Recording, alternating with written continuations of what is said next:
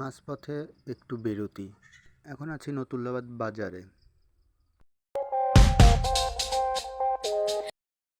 Hey guys, welcome back to my YouTube channel.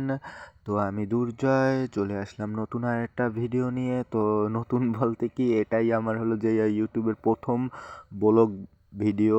তো আজকের ভিডিওর বিষয় হলো পাসপোর্ট নিয়ে। তো ভিডিওতে আমার কথায় ভয়েসে একটু ভুল হতেই পারে, কারণ এটা আমার প্রথম ভিডিও। তোমরা সাপোর্ট করলে আমি আরও নতুন নতুন তোমাদের জন্য বেস্ট বেস্ট ভিডিও নিয়ে আসব। তো আজকের বিষয়টা যেটা হলো যে কিভাবে তোমরা পাসপোর্ট করবে, এ থেকে জেড পর্যন্ত সম্পূর্ণই থাকছে আজকে আমার এই ভিডিওতে। তো কথা না বলে চলো ভিডিও শুরু করি। তো আজকে আমি কিভাবে আমার পাসপোর্ট করলাম এবং কেন করছি সব কিছুই থাকছে আজকের এই ভিডিওতে।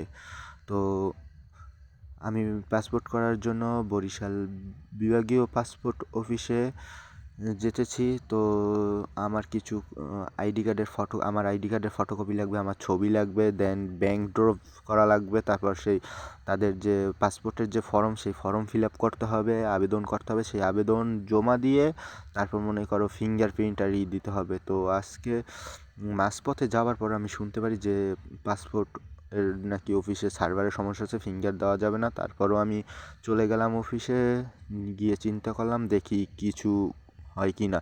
তো অনেকক্ষণ বসে থাকার পরও দেখি যে অনেক লোকজন, কিন্তু অনেকক্ষণ বসে থাকার পরও দেখছি যে মনে করো যে হচ্ছে না। তারপর আমার সিরিয়াল আসার পর আমি ফিঙ্গার দেওয়ার জন্য কক্ষে প্রবেশ করলাম। তো রুমে যাওয়ার পর দেখি মনে করো যে কেউই নেই, শুধু একটা ভাইয়া বসে আছে আর আমি বসে আছি। তো অনেকক্ষণ বসে থাকার পরও পারলাম না ফিঙ্গারটা দিতে। তো কিছু করার নেই, আমি চলে গেলাম মনে করো যে আমার বাসায় পরের দিন আসতে হবে। তো সেরকম প্রিপারেশন নিয়ে আমি মনে করো যে পরের দিন আসব।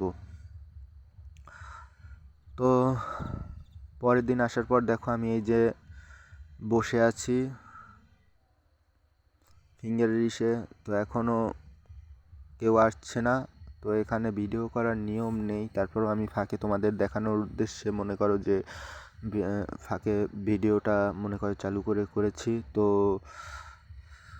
চলো মূল কথায় আসি। তো আমার ফিঙ্গার দেওয়া ডান, সব কিছু ডান। তো